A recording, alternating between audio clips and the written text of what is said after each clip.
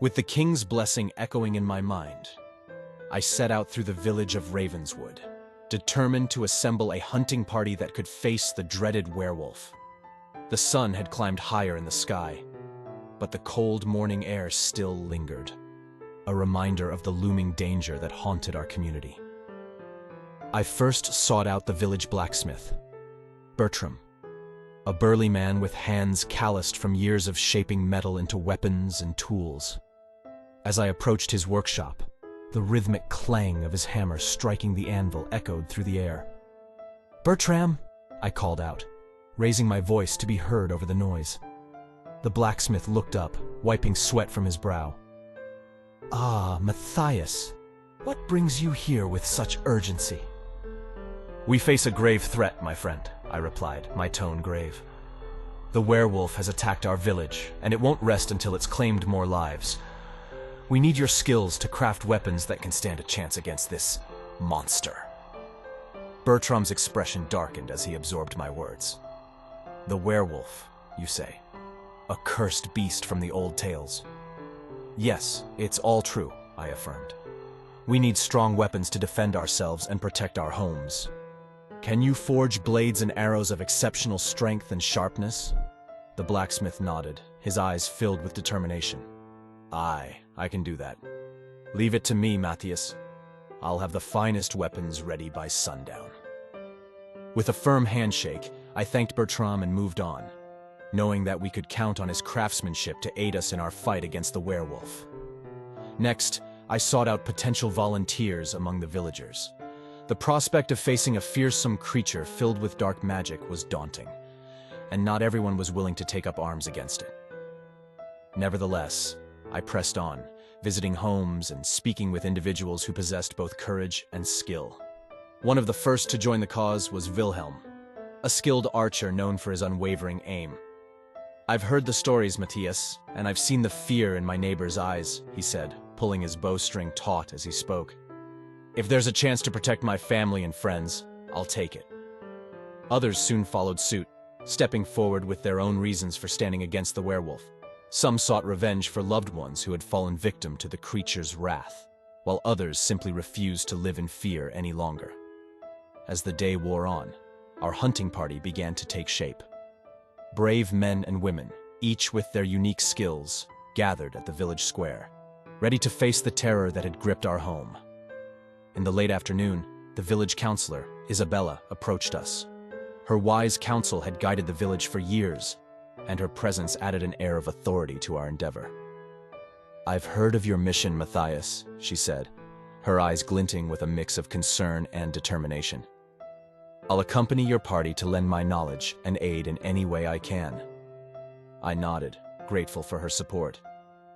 "Your wisdom will be invaluable, Isabella.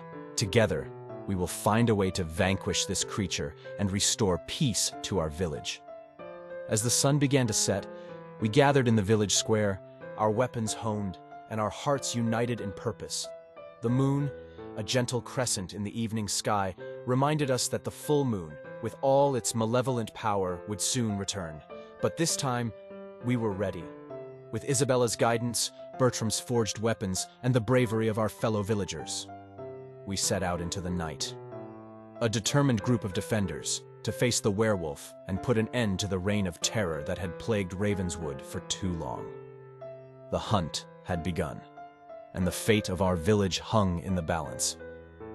As the hunting party ventured deep into the dark forest, their determination to confront the werewolf never wavered.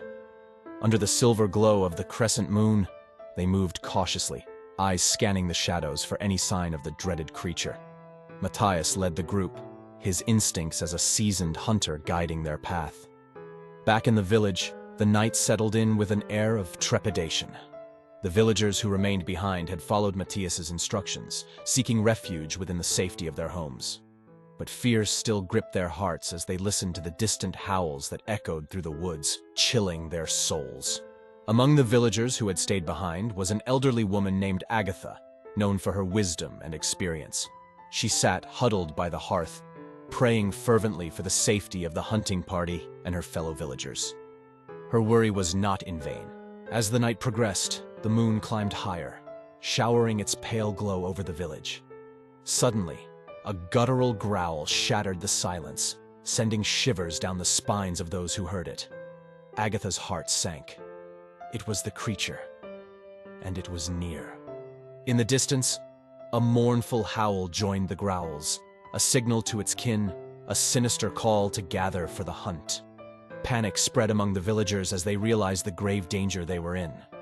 The hunting party was out in the woods, while the beast's pack was encroaching upon their village. Before anyone could react, the monstrous forms descended upon the village like shadows, their frightening figures barely visible in the dim moonlight. With lightning speed, they attacked, tearing through wooden doors and pouncing upon the unsuspecting villagers.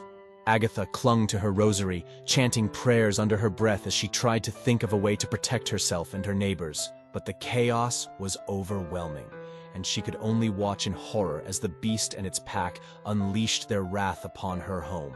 In the woods, Matthias and his hunting party heard demonic howls in the direction of the village. The forest seemed to hold its breath, as if the very trees knew the terror that had descended upon Ravenswood. Fear gnawed at their resolve, urging them to return to the village, but they knew they had to continue their mission. "We must push on," Matthias urged, the weight of responsibility heavy on his shoulders. "The villagers are depending on us to end this nightmare." The hunting party redoubled their efforts, moving with urgency through the dense underbrush. But the night was fraught with danger, and every rustle of leaves, every distant cry, threatened to halt their progress. Back in the village, the creature's onslaught was merciless.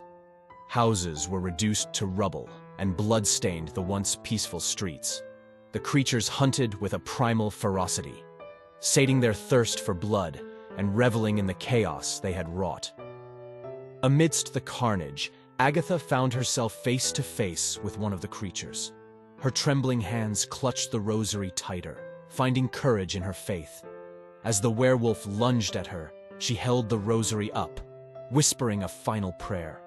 But just as the demon's fangs were about to sink into her, a loud roar echoed through the village. Matthias and his hunting party had arrived, having sensed the danger from afar.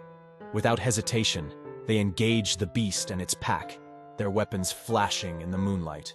The battle was fierce and relentless, the hunting party facing a foe far more formidable than any they had encountered before. Though the villagers were terrified and wounded, they joined the fight, fighting for their lives and homes. Agatha, empowered by their bravery, held her ground, her faith guiding her every move. As the night raged on, the battle reached its climax, and the creature's pack began to retreat, their ranks decimated by the hunter's unwavering determination. The creatures vanished into the shadows, leaving the village in chaos and sorrow. Matthias and his hunting party, bruised and exhausted, regrouped to assess the damage. Agatha, filled with gratitude and awe for their courage, approached them with tears in her eyes. "You have saved us," she said, her voice trembling. "Bless you, brave hunters, for your valor and sacrifice." Matthias nodded, his heart heavy with the cost of victory. "They may have retreated for now, but we must remain vigilant. We'll protect our village, no matter the cost." As the night wore on, the horror of the creature's attack on Ravenswood still fresh in their minds. The villagers sought solace in their homes. The hunting party had returned, weary but resolute, and their presence brought a sense of security to the shaken community. But fate had other plans, and the night had yet more horrors to unveil. In a neighboring village not far from Ravenswood, a similar tale of terror was unfolding. Multiple werewolves, fueled by the full moon's malevolent power, descended upon the unsuspecting villagers. The night erupted in screams and bloodshed as they tore through homes and lives with savage fury. Amidst the chaos, a lone survivor emerged, a young woman named Elara. Her clothes were torn, and blood splattered across her body. But she managed to escape the gruesome fate that had befallen her fellow villagers. Fear clutched at her heart, knowing that she now carried the burden of a terrible secret. Elara fled through the dark forest, guided by the distant glow of the full moon. Her mind raced with the images of the horrifying attack she had witnessed. Tears mixed with blood as she stumbled through the underbrush, her heart heavy with grief and survivor's guilt. As she reached the outskirts of Ravenswood, exhaustion and pain threatened to overcome her, but she knew she had to keep going. She had to warn them of what was coming, of the relentless pack of creatures that had left her village in ruins. With the moon hanging high in the sky, Alara stumbled into Ravenswood, her body trembling from both physical and emotional torment. The sight of her triggered a mixture of shock and compassion among the villagers who spotted her. Matthias and the hunting party rushed to her aid, guiding her to the village square. There, they gathered around the shaken survivor, anxious to hear her tale. Her voice quivered as she recounted the horrors she had endured. The blood-curdling howls, the gnashing of teeth, and the savage destruction that had befallen her village. There were so many of them, Alara whispered, her eyes wide with terror. They were like demons, tearing through everything and everyone in their path. The villagers listened in horror, knowing that the same fate could have befallen them if not for the hunting party's return. But then, their eyes fell on a telltale sign, a bite mark on Alara's arm, barely visible in the dim light. Matthias' heart sank as he realized the grim reality. "Alara, were you bitten by one of those beasts?" Tears streamed down her cheeks as she nodded, trying to hide the wound from their prying eyes. "I didn't want to worry anyone. I thought I could handle it." But there was no hiding it. The curse was in her blood, and with every passing moment, it threatened to consume her. The villagers whispered among themselves, torn between compassion and fear. "We cannot ignore this," Isabella declared, her voice steady despite the unease that hung in the air. "Alara, we will try to help you, but you must tell us everything you know about these monsters. Their strengths, their weaknesses, anything that might help us protect our village." Alara nodded, grateful for the support, and she shared what little she knew about the creature's behavior and tendencies. Matthias and the hunting party took in the information, determined to use it to their advantage in the coming battle. As the night wore on, the village was on high alert, preparing for another confrontation with the nightmarish entities. The full moon loomed overhead, a chilling reminder of the peril they faced. Alara was cared for and isolated from the rest of the villagers, given hope that they might find a way to save her from the curse that now ravaged her body. The air was thick with tension and grief, but Matthias and his fellow hunters were unyielding in their resolve. They would face this new terror with the same bravery they had shown before, fighting to protect their home, their loved ones, and now, one of their own who carried the taint of the shadowy entities in her veins. The night would be long and gruesome, but the villagers of Ravenswood were ready to stand united against the shadows that sought to consume them.